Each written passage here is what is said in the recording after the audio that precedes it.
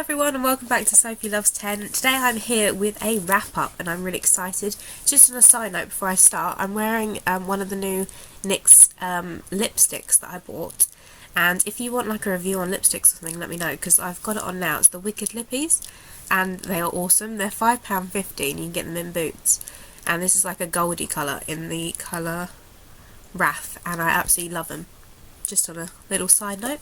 So a lot of the books that I have read were books that I read for a readathon. A lot of those you will have seen in the wrap up, so I'll go through them. But September feels like I think I've done a lot of reading in the beginning of September. That's my problem this month, and the end of September was a little bit slow with starting uni and stuff like that, and I had a little bit of a reading slump towards the end. I felt like I didn't really want to read in my spare time and I just wanted to do other things. So these things happen. Books that I have read with you all, and the first one that I remember that I was reading in the month before September, which is August, good on me, and I finished it in September, and this is this chunker, which is Riders by Jilly Cooper. I started this book and I was not very impressed with it at all. Then I got into it quite a lot. Then I realised what the hype was all about, and then I decided that the hype wasn't for me. I really liked the book. Sorry, that's my laptop making noises. I really liked the book. I like the storyline. I understand it. I understand why people love it. It's very thick, and to go on, I think there's two other books in this particular series, and to go on to read the other two books at this moment in time would not make sense with my bookcase completely full. And I also didn't like the storyline that much, although it is really entertaining and it's definitely a holiday read. So I think I gave that 4 stars. A little bit bunged up still, sorry if I'm talking out of my nose, but that's just the way things are at the moment. So the next one is The Madman in Venice, and I think I also gave this 4 stars. I have got this all written down. 4 stars. And this was inspired by The Merchant of Venice and Romeo and Juliet. I already spoke about this in my wrap-up for the readathon before, but I'll speak about this again. It's about an English family in Venice that wants to go find a missing Jewish girl, and it's all to do with these pirates. Very interesting, complicated plot.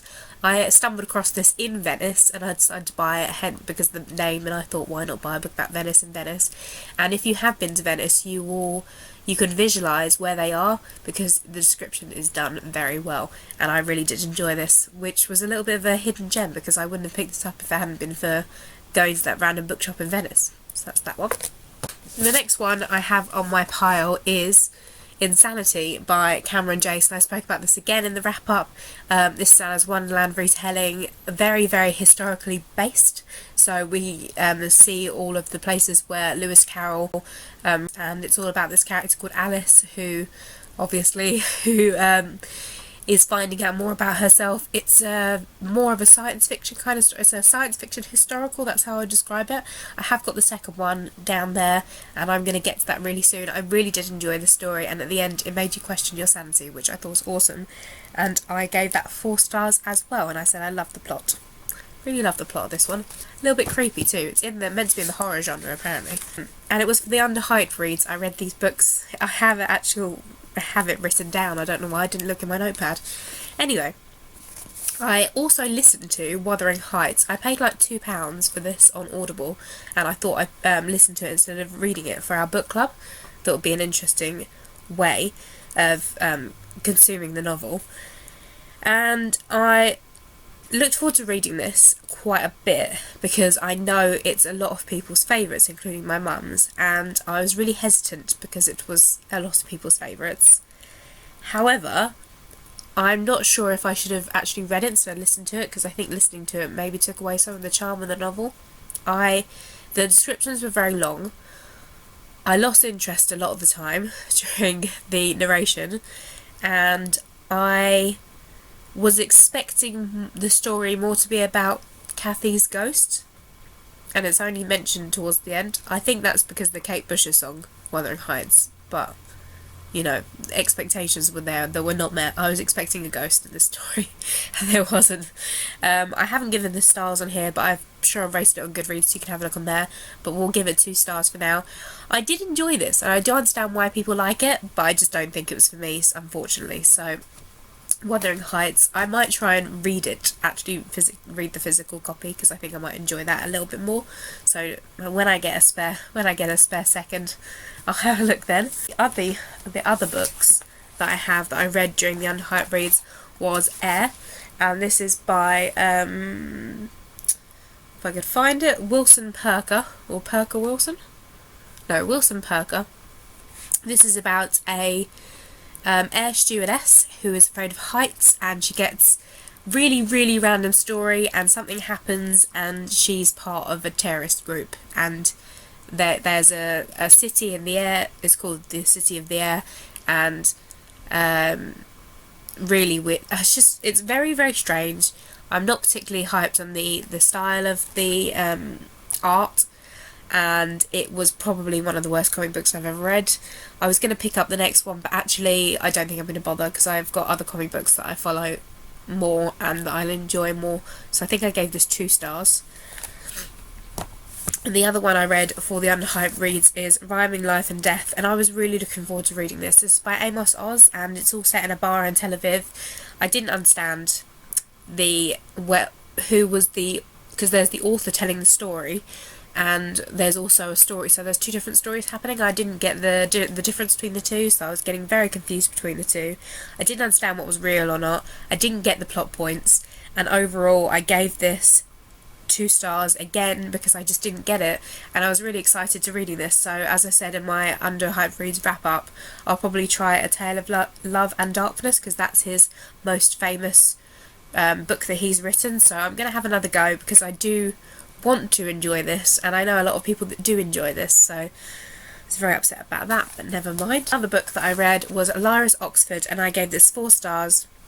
A little cute insert to Lyra's life in Oxford, where I want to visit at some point really soon for the Lewis Carroll tours, but we'll see.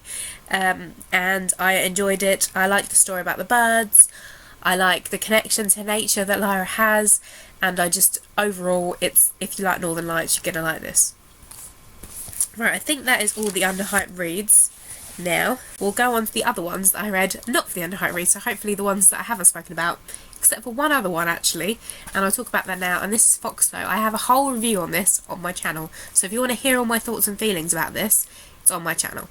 But I gave it 4 stars on Goodreads, and I thought it was awesome, except confused about the ending, but if you want to hear about that, it's already there.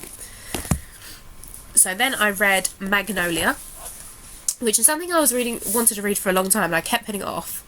And this is by Maria Davina Headley, and I gave this 2 stars.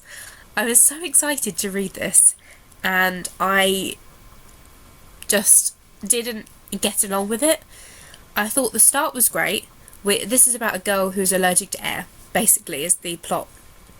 It goes very weird science fiction that I didn't really like. I have some plot points here. So the bit at the beginning, when it's about her life, was really good. Then it gets into the fancy bit, and I didn't like that. I didn't like the storyline so much. I loved the prose. I loved the descriptions in this, and I liked the main character. I liked some of the plot twists that there are. But overall, I can't actually remember how it ends. It's not a very rememberable book. That's that a word? Maybe. Not sure how I felt about this. I gave it 2 stars, so it's not for me, I'm afraid. I think if you're a younger reader, I think it'd be better. So the next one I read is One, and I didn't give this a rating, but I'm going to say 4 stars, or 3.5, 4 stars. Again, it will probably be on Goodreads. I wrote about it in my book, but I didn't write what rating I gave it, so that's just fabulous. This is basically a story about conjoined twins, all written in a poetry kind of form. And it's young adult. Something happens to the twins, and they have a really big life decision. And it's done from the point of view from one of the conjoined twins. And the main focus, as most young adult books, the focus is on love as well. And we have a very unexpected ending, and it's really sad. I got very upset about the whole ending, but overall as a book I thought it was fantastic. Very, very well done, very easy to read. I think I read this in 2 sittings because it was just, because of the pages, the amount of text on the page, you just want to keep going, you just want to get through it because it's very, very engrossing. And I really did enjoy this a lot, so I recommend that. If you want a book about conjoined twins, I really do recommend that. And then I've got 2 more. The one I finished today, which is for, we buddy read this with, I'm probably going to cock this up, so I will write their names in the description bar and hopefully link to their channel if I'm that good, but we'll see what happens. With Kaitlin from Kitty G, Amanda, Kyla and Tracey. And I will write from FlamingoReads, but I will write their channels in the description box, so if you want to look at theirs, I think they're probably doing a wrap up about this as well, I'd imagine. And this is Norwegian Wood by, I always muck out his name, it's Haruki Murakami. And I think we all got the gist, we all kind of felt the same way about the book. Very, very sexualised book. Very sexualised book.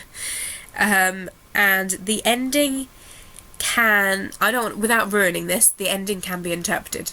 And apparently I looked up online because I wanted to see what people thought about the ending, and apparently in a lot of Japanese novels that's how they leave it.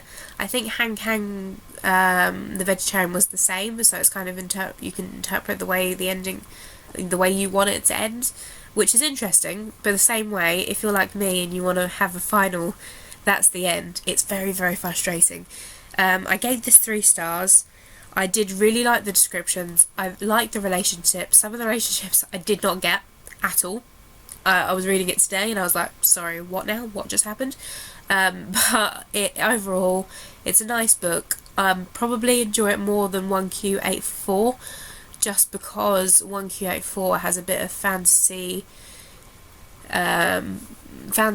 magical realism in it that I didn't particularly get. So I think as a Murakami book, I probably enjoy the ones that don't have any of that in. So yeah, I mean, 3 stars, that's not bad. I had a good go. So that one is Norwegian Wood. And then the last one, which is what I listened to on audiobook for my audio pick. And if I have written it down, I have written down, I don't know what I gave it. I think I gave it 3 stars. I need to start writing down the stars that I gave it instead of just writing how I feel about things. And this is The Shepherd's Crown by Terry Pratchett. This is Terry Pratchett's last book, unfortunately. He had lots of things that he wanted to write, and I mean, we're all blessed to have the Terry Pratchett books that we do have, because he's an amazing author. However, this isn't my favourite Terry Pratchett. It was a nice world. I felt like it was aimed more for a younger audience, and I think it probably was advertised for younger audiences anyway. But I listened to this and it was done by Stephen Briggs, I think it was, and the narration was great. It was just a lovely thing to listen to, and I tend to do it on the sleep timer now. From Eleanor Reed's book, she told me all about the sleep timer, I didn't know about it, so 15 minutes and that sends me right off to sleep, usually just before I finish listening to the 15 minutes. And I really enjoyed this. It's I think I gave it 3 stars, as I said. Not my favourite Terry Pratchett, but just what you expect from a Terry Pratchett, just a very good world. You have all the witches in here as well, and you've got Tiffany, who I've never heard of before, so I think this is Tiffany's first book, and I suppose final book now, which is really sad. But yes, I did enjoy this. So that is my wrap up for September. I didn't do too bad. I've got 12 items, including comics and short stories and such. So it's not too bad. I am reading, I have some other things to read which I didn't get finished in September, which is The Little Prince and Irvin Welsh's The Sex Life of the Siamese Twins. I actually stopped reading those. Sex Life of the Siamese Twins, I wasn't getting along with it, and I'm not sure, I'm one of those people that hates DNFing books. Not sure whether I will do that. We'll see what happens, see how much time I have, but I will be back soon with an October TBR. I'll speak to you all soon. Bye, BookTube.